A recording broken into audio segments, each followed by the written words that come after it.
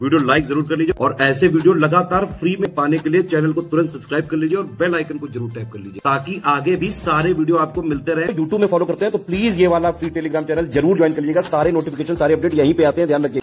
ये आकृति इससे पहले की क्लास में आपको HW दिया गया था, इसमें आपको कुल ट्रायंगल्स की संख्या बतानी थी। तो चलिए देखते हैं इसमें कितने त्रिभुज बनेंगे। देखिए सबसे पहले अगर हम इस क्षेत्र को देखेंगे, ये जो पिंक कलर से सेट किया जा रहा है ना, इस एरिया को, तो यहाँ तक आपको पता है कि इसमें कितने त्रिभुज मिलेंगे। इसमें आपको मिलेंगे 8 त्रिभुज। यहाँ तक 8 त्रिभुज मिला। ऐसे ही यहाँ पर भी अगर आप इस शेड को देखेंगे तो यहाँ पर भी आपको कितने त्रिभुज मिलेंगे, आपको मिलेंगे 8 मिल चुका है। अब हम लोग क्या करेंगे ना, इन दोनों को ऐड कर देंगे। जब एक में मिक्स करेंगे तो एक आपको यहाँ से मिलेगा, एक ये एक्स्ट्रा मिला और एक यहाँ पर एक्स्ट्रा मिला, 2। तो आपको 2 और मिल चुके हैं। तो यहाँ पे हम लोगों ने 2 और जोड़ लिया, है ना। इसके बाद देखिए इस ऊपर वाले ट्रायंगल को देखिएगा, यहाँ पर ये जो ट्रायंगल बना है इसमें कितने त्रिभुज आपको मिलेंगे, इसमें आपको मिलेगा 3। तो यहाँ पर 3 और मिल गए, है ना। अब इसमें और क्या चीजें छूट रही उसको हम लोग शामिल कर लेते हैं। एक ये है और एक ये है, तो यहाँ पर 2 और मिल गया, तो 2 को और शामिल कर लिया गया। अब इन सबको जब एक साथ मिक्स करके देखा जाएगा तो कितने नए ट्रायंगल्स देखेंगे। देखिए एक ट्रायंगल आपको यहाँ मिलेगा, ये एक ये रहा, है ना। एक ट्रायंगल यहाँ पर मिलेगा, 2 आपको और मिल गया, तो यहाँ पर 2 को और शामिल कर लिया गया। अब इसके बाद क्या करते हैं हम लोग, पूरा बड़े वाले ट्रायंगल को देखिए यहाँ से यहाँ तक। जब आप इस पूरे को देखेंगे तो इसमें आपको 3 त्रिभुज और मिलेंगे, है ना। तो इन सबको अगर जोड़ा जाए तो देखिए यहाँ पर 8 और 8 16 17 18 हो गया, है ना। इसके बाद 19 20 21 22 23 24 25 और 3 28, है ना। 28 हो रहे हैं। अभी इसमें देखिए कुछ और चीजें छूट रही हैं। देखिए यहाँ पर अगर आप ध्यान देंगे तो 2 ट्रायंगल्स और बना है। देखिए एक ट्रायंगल यहाँ पर बना है, ये रहा, है ना, और एक ट्रायंगल यहाँ पर बना है, ये रहा। तो इसमें इस आकृति में कुल त्रिभुजों की संख्या है 30 त्रिभुज कहाँ से मिले, एक बार फिर से आपको क्लियर करते हैं, है ना। इसमें कलर ज्यादा हो गया तो आपको हो सकता है थोड़ा सा समझने में दिक्कत हुआ, तो एक बार फिर से पूरे ट्रायंगल को यहाँ पे इरेज करके आपको स्टार्ट से दिखा देते हैं कि इसमें 30 त्रिभुज कहाँ से मिलने वाले हैं। देखिए आप ध्यान से समझिएगा, आपको कोई भी दिक्कत नहीं आएगी। देखिए यहाँ पर अगर आप देखेंगे, सबसे पहले आप इस जोन को देखेंगे, इसको, है ना, तो इतने में आपको कितने त्रिभुज मिलेंगे, इतने में आपको मिलेगा 8 त्रिभुज, है ना। वर्ग को 4 भागों में विभाजित किया तो 8 मिलेगा। यहाँ पर भी कितना मिलेगा, 8 मिलेगा। 8 और 8 16 हो चुका है ना। इसके बाद जब इन दोनों को आपस में मिक्स किया जाएगा, दोनों रेड वालों को, तो यहाँ पे 2 एक्स्ट्रा त्रिभुज फॉर्म होगा। देखिए एक त्रिभुज यहाँ पर ये बनेगा, है ना, ये रहा, एक हो गया, और एक इसके अपोजिट बनेगा, एक ये रहा, 2 हो गया, है ना। तो 2 त्रिभुज आपको और एक्स्ट्रा मिल गया, तो यहाँ पे हम लोग 2 जोड़ लेते हैं, है ना। अब इसके बाद देखिएगा यहाँ पे इस ऊपर वाले सेट को अगर देखेंगे इसको, तो यहाँ पर आपको कितने त्रिभुज मिलेंगे, 3 मिलेगा। तो यहाँ पर 3 और शामिल किया गया, है ना। एक ये रहा, एक ये रहा, 2 मिले, तो यहाँ पर 2 और शामिल कर लिया गया। अब इसके बाद जितनी आकृतियां सबको एक में मिक्स कर दिया जाए तो देखिए एक त्रिभुज यहाँ पे नया बन जाएगा, ये इससे पहले नहीं था, है ना। ये इन दोनों को आपस में मिक्स करने से बना है, और एक त्रिभुज इसी तरीके से यहाँ पर बन जाएगा। तो 2 त्रिभुज आपको और मिल गया, तो यहाँ पर 2 को और शामिल कर लिया गया। अब अगर हम पूरे बड़े वाले त्रिभुज को देखें, पूरा का पूरा, है ना, ये जो ट्रायंगल बन रहा है पूरा यहाँ से यहाँ तक, तो यहाँ पर देखिए ये 2 भागों में विभाजित है, तो 3 यहाँ पर और मिल जाएगा, तो 3 शामिल कर लिया गया। अब इसके बाद जब सबको आपस में मिक्स किया जाएगा तो देखिए यहाँ पर ये जो व्हाइट कलर चल रहा है ना, देखिए ये, है ना, एक ट्रायंगल ये दिखेगा, है ना, ये रहा, और दूसरा ट्रायंगल आपको यहाँ दिखेगा, ये रहा, है ना। तो 2 ट्रायंगल्स आपको और मिल जाएंगे, तो यहाँ पे 2 को और शामिल कर लिया जाएगा। अब इन सब नंबर्स को आप जोड़ देंगे तो देखिए 16 2 18, 18 3 21 और 3 24 और 24 6 30। तो इस आकृति में कुल त्रिभुजों की संख्या है 30। इसका बिल्कुल सही उत्तर है, आप इसको डायरेक्ट भी याद रख सकते हैं। चलिए अब आते हैं अगले स्लाइड पे। देखिए अब यहाँ पर स्टार बना है। देखिए स्टार जब भी बनेगा तो स्टार का एक लॉजिक आपको याद रखना है।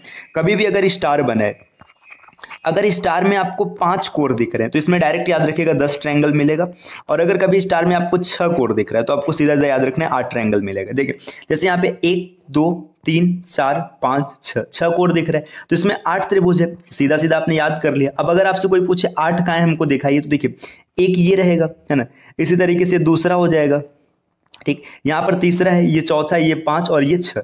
इसके बाद एक ये बड़ा वाला त्रिभुज, ये त्रिभुज संख्या 7, और एक इसके अपोजिट बड़ा वाला 8। तो इसमें कुल 8 त्रिभुज है, आप डायरेक्ट याद रख सकते हैं। अब इस आकृति में आपको 10 कहाँ से मिलेंगे, देखिए 1 2 3 4 5, ये जो छोटे वाले ट्रायंगल्स बन रहे हैं ये, है ना, 5 ऐसे मिला। अब इसके बाद क्या करना है, एक एक लाइन को पकड़िएगा। देखिए आपने इस लाइन को पकड़ा, है ना, तो यहाँ पे एक त्रिभुज बना, ये 6 हो गया, है ना। फिर अब आप क्या करिए, लाइन चेंज कीजिए। आपने इस लाइन को पकड़ा, है ना, मान लीजिए आपने इस लाइन को पकड़ा, तो यहाँ पे देखिए इस लाइन को पकड़ने पर ये दूसरा त्रिभुज मिला, ठीक।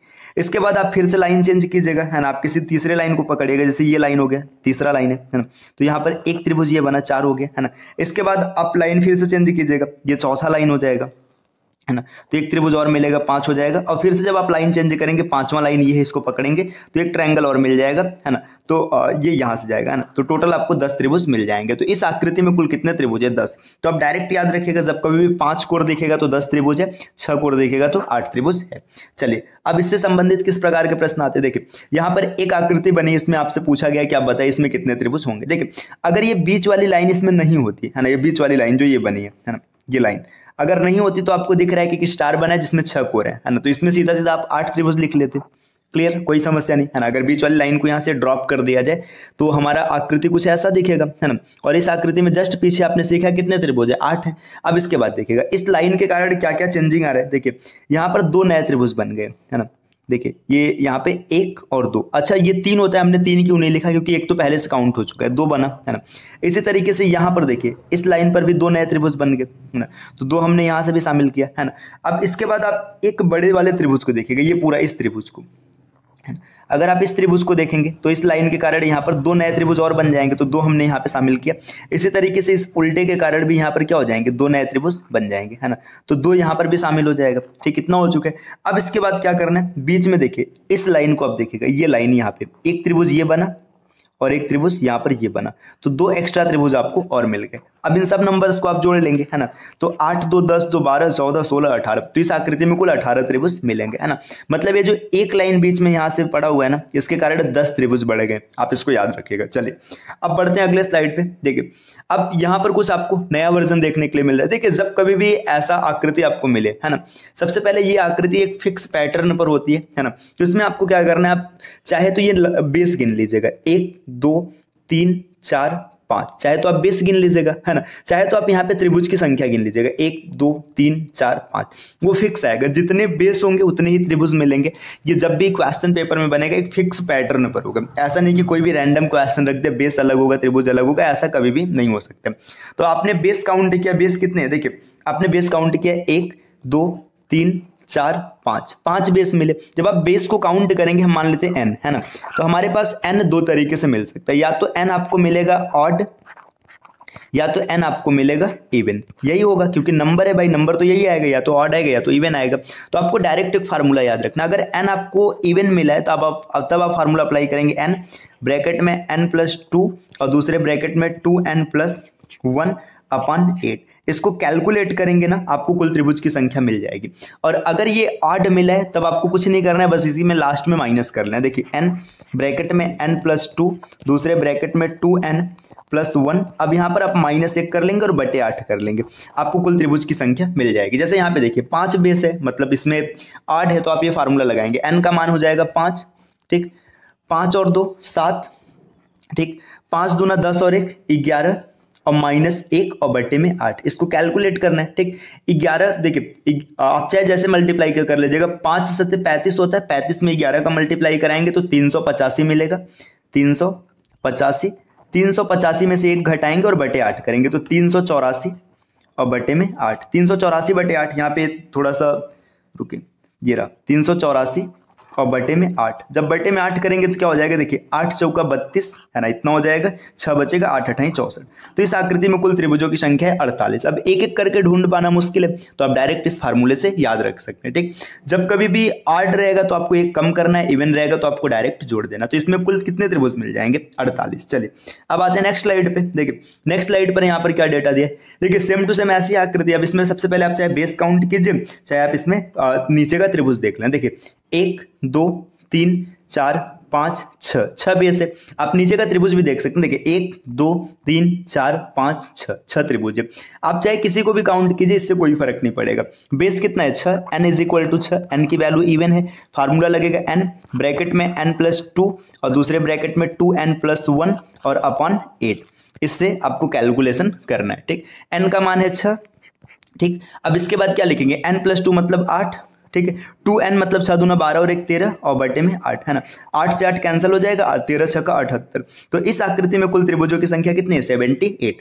आपको बस फार्मूला याद रखना, अगर फार्मूला याद है तो ऐसा कठिन सा क्वेश्चन आप चंद सेकंड में बना लेंगे। चलिए अब आगे बढ़ते हैं अगले स्लाइड पे। देखिए यहाँ पर एक और प्रश्न रखा है, इसमें क्या करना है, इसमें भी आपको ट्रायंगल्स निकालना है। देखिए यहां से आप अगर देखेंगे तो देखिए 1 2 3 4 4 पार्ट्स में तो सबको जोड़ देंगे, आपको मिलेगा 10। यहाँ पर देखिए 1 2 3 4, ये भी 4 पार्ट्स में सबको जोड़ देंगे 10, तो 10 और 10 20। इस आकृति में 20 त्रिभुज है ना, इसमें कोई भी नया त्रिभुज नहीं बनेगा। देखिए ऐसे प्रश्न में क्या होता है ना, कई बार यहाँ पे ये नंबर्स जो है ये समान नहीं रहते हैं, तो आपको ऐसा नहीं करना है कि इसको सिमेट्री मान के डायरेक्ट चेक कर लेना। आपको पहले ना क्या करना है, एक एक को चेक करना है। जैसे मान लीजिए कई बार जब बड़ा होता है तो ऊपर 5 रख दिया, नीचे 6 रख दिया और ध्यान नहीं जाएगा तो आपका आंसर गलत हो जाएगा। अब आते हैं अगले स्लाइड पे। देखिए यहाँ पर ये काउंटिंग ऑफ स्क्वायर, देखिए काउंटिंग ऑफ ट्रायंगल्स के जितने क्वेश्चंस कराए गए अगर आप उतना कर लेते तो ये मोर देन सफिशिएंट होगा। कोई भी क्वेश्चन आपके एग्जाम में आएगा आप उसको आसानी से टैकल कर लेंगे, है ना, क्योंकि इसमें जितने भी क्वेश्चन है सब किसी न किसी एग्जाम में आए हुए आपको कराए गए थे। चलिए अब हम लोग बढ़ते हैं काउंटिंग ऑफ स्क्वायर। स्क्वायर की बात करेंगे। देखिए स्क्वायर जब भी पूछा जाएगा ना तो इसमें 2 तरीके का डायग्राम बनते हैं। 2 तरीके का क्या होता है, एक को कहते हैं सिमेट्रिकल डायग्राम, है ना, एक होता है सिमेट्रिकल और एक होता है नॉन सिमेट्रिकल। दोनों का फंडा समझ लेते हैं कि सिमेट्रिकल और नॉन सिमेट्रिकल का मतलब क्या है। देखिए सिमेट्रिकल का मतलब ये होता है ना कि इसमें जो रो होता है और जो कॉलम होता है ये हमेशा बराबर रहता है, उसको सिमेट्रिकल कहेंगे। और यहाँ पर क्या होगा, रो और कॉलम जो होगा ये बराबर नहीं रहेगा, इसको कहेंगे नॉन सिमेट्रिकल। ठीक, आपको क्लियर हो गया, सिमेट्रिकल में रो और कॉलम बराबर होगा और नॉन सिमेट्रिकल में रो और कॉलम बराबर नहीं होगा।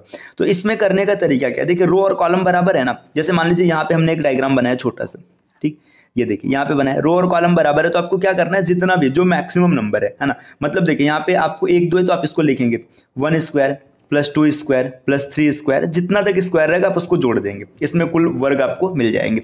और नॉन सिमेट्रिकल में क्या करना है, जैसे मान लीजिए हम यहाँ पर एक आकृति ड्रॉ करते हैं, है ना, देखिए यहाँ पर ये रहा, देखिए इसमें आप देखेंगे तो रो और कॉलम अलग अलग है, एक 3 है एक 2 है, तो आपको सबसे बड़ा नंबर उठाना है। जैसे मान लीजिए यहाँ से आपने 3 उठाया है ना, यहाँ से आपने 2 उठाया, अब क्या करना है, इनको ना घटते क्रम में मल्टीप्लाई कराना है। ऐसे देखिए 3 गुणे 2 है ना, प्लस अब 3 को 1 कम करेंगे 2, 2 को 1 कम करेंगे 1। ये मल्टीप्लिकेशन आपको तब तक कराना है जब तक कि लास्ट में आपको 1 ना मिल जाए।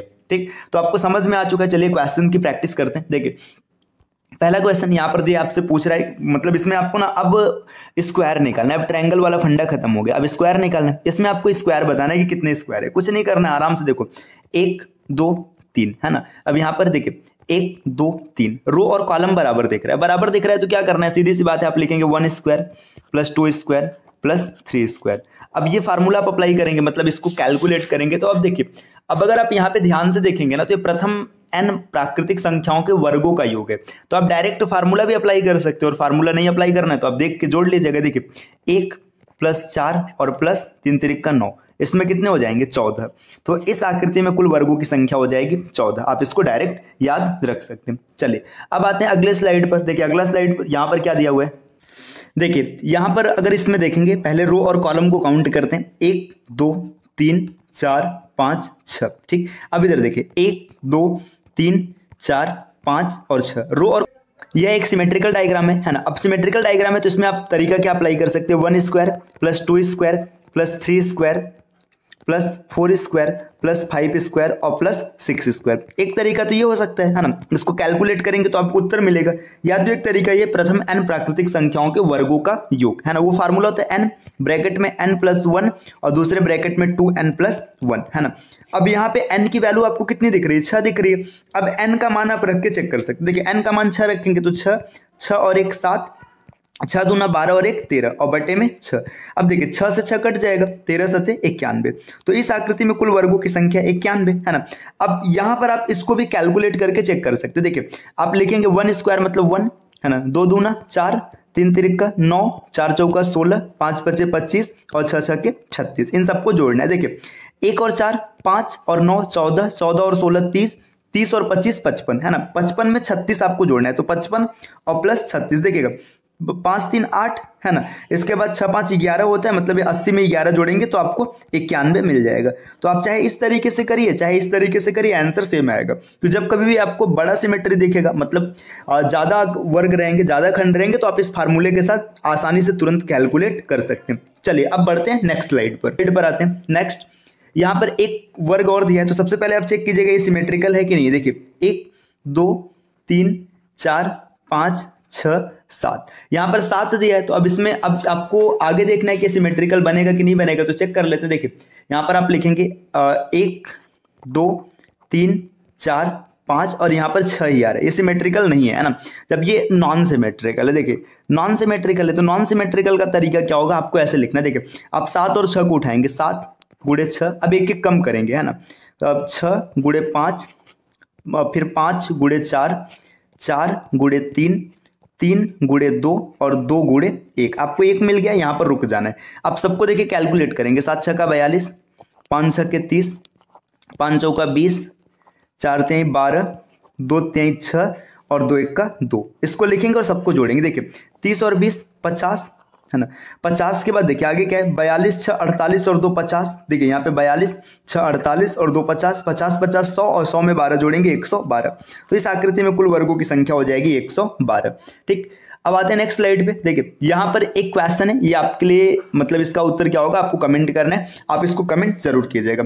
तो ये हम लोगों के काउंटिंग ऑफ ट्रायंगल की क्लास डन हुई आज पूरी, और हम लोगों ने स्क्वायर को स्टार्ट किया। स्क्वायर में हमने एक कॉन्सेप्ट समझा है कि सिमेट्रिकल और नॉन सिमेट्रिकल का कॉन्सेप्ट क्या होता है। ठीक, तो इस प्रकार के क्लासेस आपको लगातार मिलते रहेंगे, बस इसके लिए आपको चैनल को सब्सक्राइब करना है, और वीडियो अगर पसंद आया तो लाइक कीजिएगा और अपने फ्रेंड्स के साथ शेयर कीजिएगा।